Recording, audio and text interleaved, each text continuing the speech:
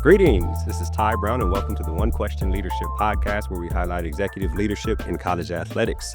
I am joined by Dr. Jackie Schuman. Dr. Schuman is the Vice Chancellor and Director of Athletics and Recreation at UMass Boston. Greetings, Dr. Schuman. Greetings. Hi, Welcome to the Ty. podcast. Thank you. We have been trying to do a podcast for at least 4 or 5 different conventions over the last 2 or 3 years, right? Yes. And it's all your fault that we haven't. So I'm glad we're finally Well, sitting back. I saw you and said, let's stop playing this game and let's get it done. Let's get it done. And we got Excellent. it done. We're Yep. getting it done. Excellent. So you've been there. Remind me again how long you've been there. 3.5 years. 3.5 years, right? You can make a ton of decisions in 3.5 years. Your leadership philosophy can evolve in 3.5 years. Relationship with people on campus can evolve or devolve in 3.5 years. Mine has evolved. Okay, excellent. We're trending in the right direction. Talk to me a little bit about that aspect of coming on campus and introducing yourself and your thought process, and then integrating your thought process with the thought process of campus, knowing that the purpose of an athletic department is to enhance the academic mission of the university. Mm-hmm. Well, again, thanks for having me and for making this happen. Yes, ma'am. So, for me, I say to our team, to our staff, to our coaches, department, and campus that I believe leadership is everyone's job. So I own many decisions in our department, and I believe it's important to engage stakeholders at each level, including in our departmental decisions and broader campus decisions, to help you make the most informed decisions. I always say I can't be the smartest person in the room all the time. Sometimes I am. Sometimes I can be. And I need the expertise and strengths and insight of my colleagues, our coaches, our students, our student athletes, our cabinet that I sit on, our chancellor, to make the best and most informed decisions. And so as it relates to, how I approached coming onto campus, the very first thing I did was do a deep dive analysis, meet with what I thought was all of the really important stakeholders, both internally and externally, throughout the institution, through the community. Former vice chancellor who was sitting in my chair and sat here for 40 years, to understand what was really important to everybody, what our mission really was, what our purpose was, what our goals were, what strategy existed, and what we might need to focus on. And from there, within my first 90 days, shared an analysis with our team, with our cabinet, with the chancellor, to share what I thought were the priorities that we needed to focus on as, I came into this seat, and we started to think of, as a part of our institution's UMass Boston 2.0 and the future of our athletics and recreation department, how we were going to navigate our next 5 years strategically and what we were going to focus on. And then within, all of that, as you said, there's so many decisions that need to be made. So I've gone through numerous iterations of what that looks like over the last 3.5 years. Generally speaking, it's always important for me to gain as much insight as I can from the stakeholders that, have the most to gain or lose or most interest in what it is that we're making a decision on. And then I think the timing of the decision probably dictates how deep I'll go into those things versus what I might need to move on my own as fast as possible. And I will engage those people in different layers. There are decisions that I empower my executive leadership team to make because, their purview gives them the expertise and the insight to be able to make those decisions. Often, when we're trying to move things forward, I'm going to lean on them to gather that insight, to vet everything, and to bring to me recommendations. And I'll expect the same, when it comes to coaches. And, I have a coaches advisory committee that also I expect to vet information, get me insight, and they can help me with how to make the best decision. And then I'm always thinking of what do I need to do to make the best decision to support our chancellor, the mission of our university, and our greater community. So whatever I'm doing, that impacts that greater landscape, that can be visible, that also, our institution has a stake in, I'm making sure I'm either keeping the chancellor or my dotted line report and the deputy chancellor or the chancellor cabinet level people in tune to what we're doing, or getting their insight before I drive a decision forward. And then, so I'm sort of sharing that depending what the level is of decision. There are some things I have complete ownership of the decision on. There are other things that I may have ownership, but I can't move forward without these 5 vice chancellors Knowing which direction you're going. knowing which Yeah. direction I'm going in. And there are also decisions that I need my chancellor to give the final approval on. And my style matches his style in that, in this way, in that before I hand something to him, he's going to say, what did VC for this say? What did VC for that say? So I need to then do my own vetting. So I would say I, think of decision making as engaging systems. I think of the systems within our organization and our department, university community as collaborative and interconnected.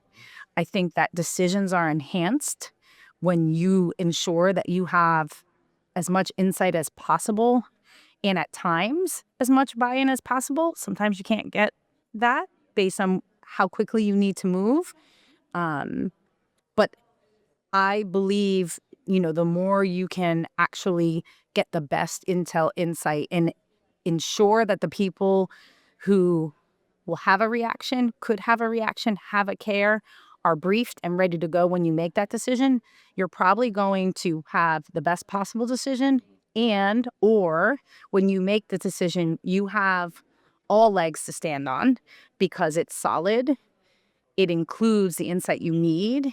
And nobody can really argue against the fact that you did your due diligence and your homework.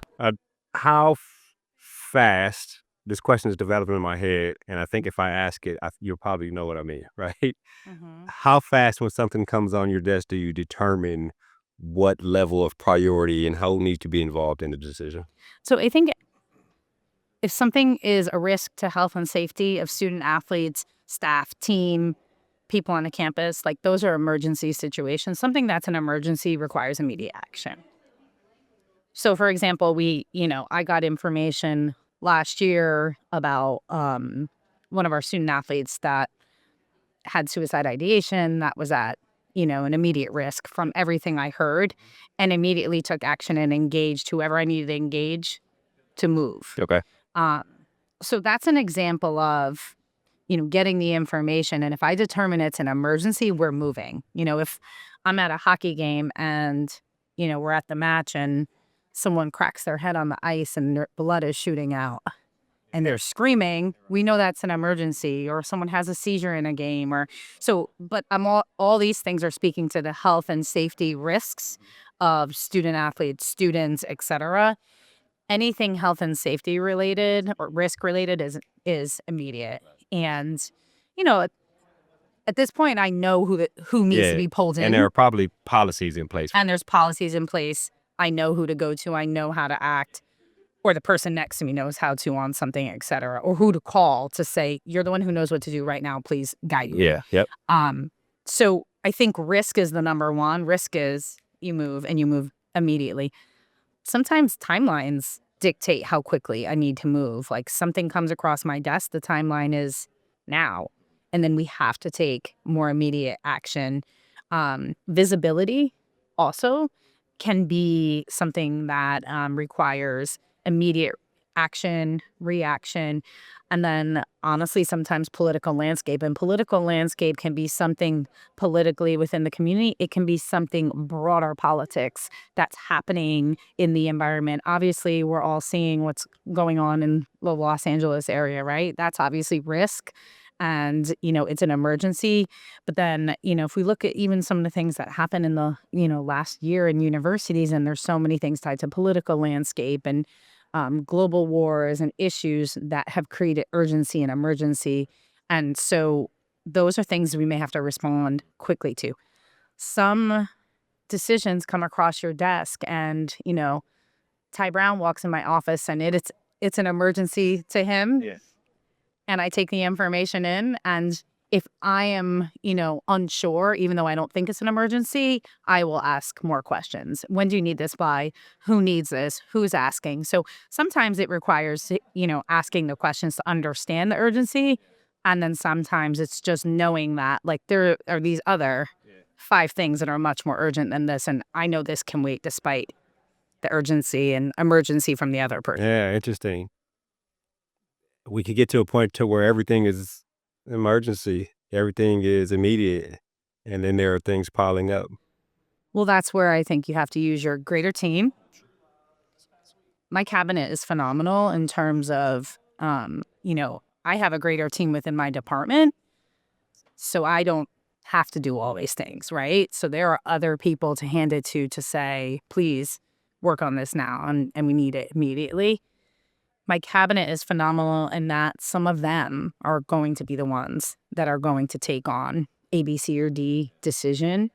Or if, things are rising to a different level of urgency, and I can't manage it, it might hit their purview or their area, or one of their team members might be able to take it. And so really understanding, how do you delineate? I mean, how are you delineating what it is that you need to do versus somebody else, or where do you need to get help? Sometimes you just need to get help because you can't do everything. And also it goes back to, this is why my leadership, I am one person. We're all leading in this department and we're all moving towards a particular mission within this university. And it's all incumbent upon us to take that role seriously and to act when we need to act. Did you 3.5 years coming in, were you forced to have to trust the people to make the decisions, or were you like, I'm gonna make this decision because I don't know y'all right now? Or tell me about that aspect of coming in. And I don't know if you've hired staff and stuff like that, but like, how long the speed of Oh, yeah, trust, I've right? hired staff. Right, yeah. So The also, so I speed, mean, yeah, yeah, that's a great that kind of thing. question. There are some people I because of what you just said about how many decisions come across your desk, there are some things that I really just had to have trust even before I had built some of that. I mean, yeah, I came July of 21. It was sort of the back end of COVID, but our campus still was remote when I got there. They had never come back to campus. They actually came back to campus for the first time when we returned to school that fall. So I was helping to return a school to campus, and we were still monitoring so many things. So I had to trust. I had to trust cabinet members. I had to trust our medical team. And I had to start to influence the way I do things and my expectations for decisions, which in a number of areas were different than what was happening. And then, yes, we've had a good amount of change. So we've had some people move on. I've brought in some different people, but I would say within those first 30 days, I had a pretty good sense of how I wanted to organize our team for the future, where I was probably going to need to hire, or where I might need to reorganize so we could do a better job with how we could tackle the things that were really important. I was talking to somebody last night, and we'll see if we can tie this in. I was talking to somebody last night and telling them I did what's called a Vipassana, which is a 10 or 11-day silent retreat, right?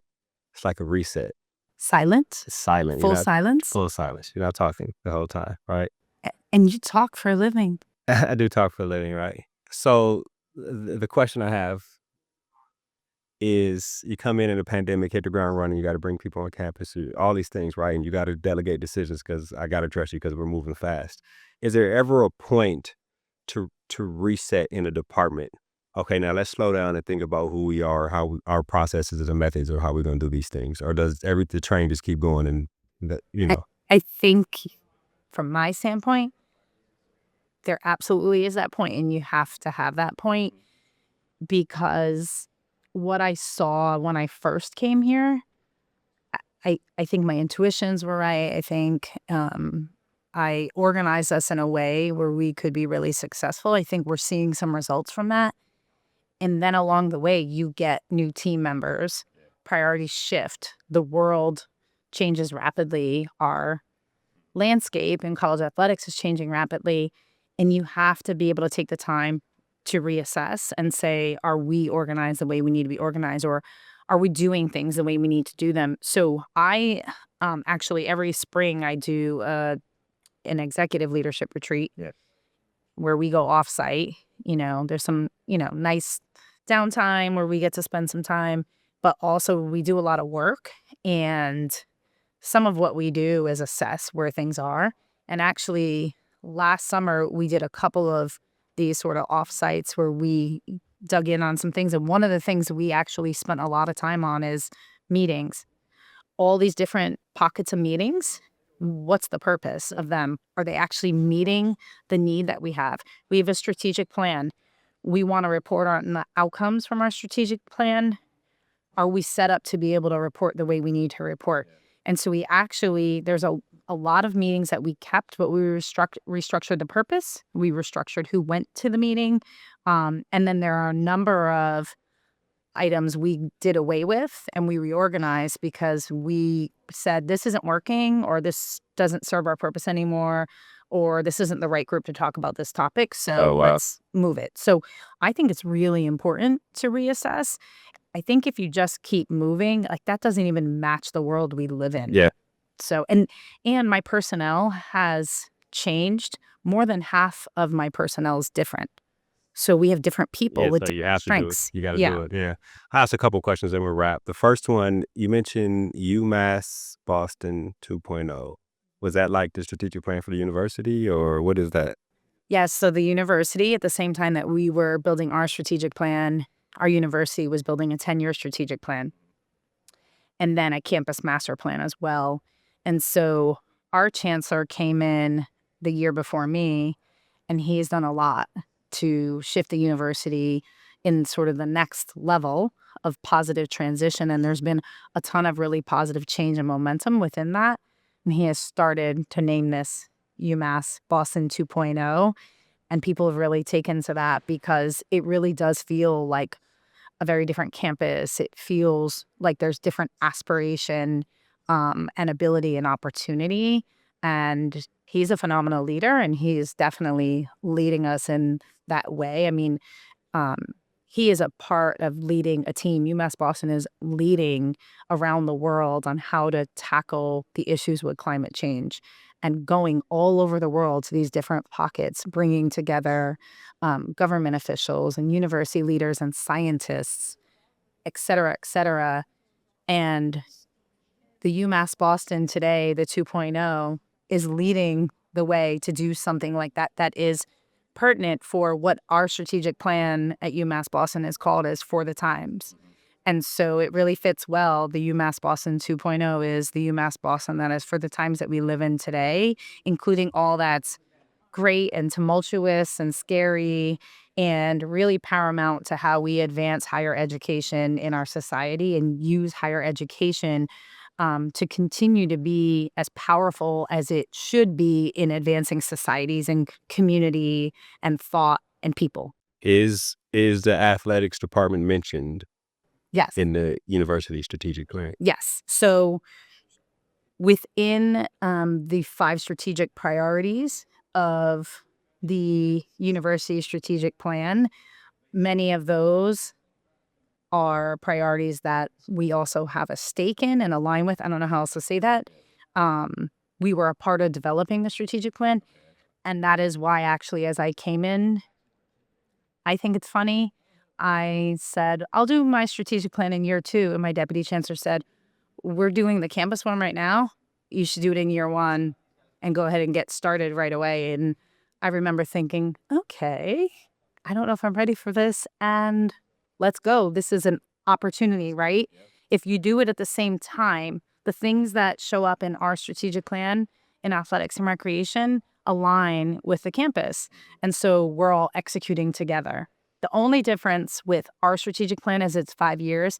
I felt the campus one is 10 years. I felt that the college athletic landscape is changing so rapidly that within 5 years, we'll need to be moving on to another strategic plan. And we might need to further refine what we need to focus on given how rapidly our landscape is changing. Yeah, excellent. So. Okay.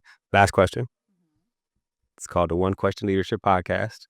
And I'd like to know if you could be succinct. Because I can't do the 10 to 11 day silent retreat. That's your thought in my mind. Give us your leadership philosophy in 1 or 2 or 3 sentences. So 1 or 2 or 3 sentences. I'm pausing. All I said was so. Leadership is really critical. We need courageous leaders that are value driven.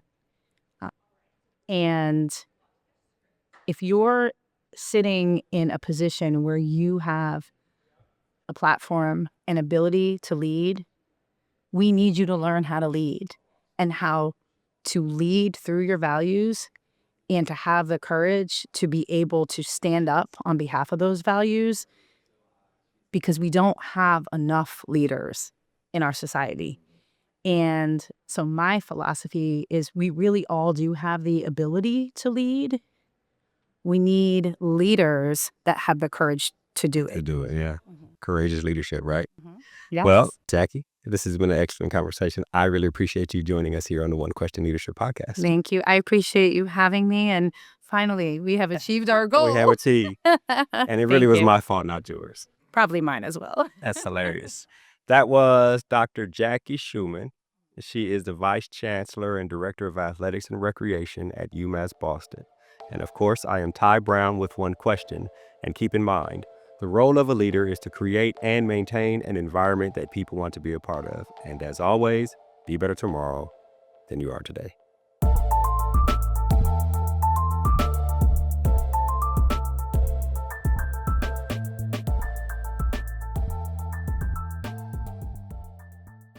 This episode of the One Question Leadership Podcast is produced by Spades Media Group, solving problems using creative leadership.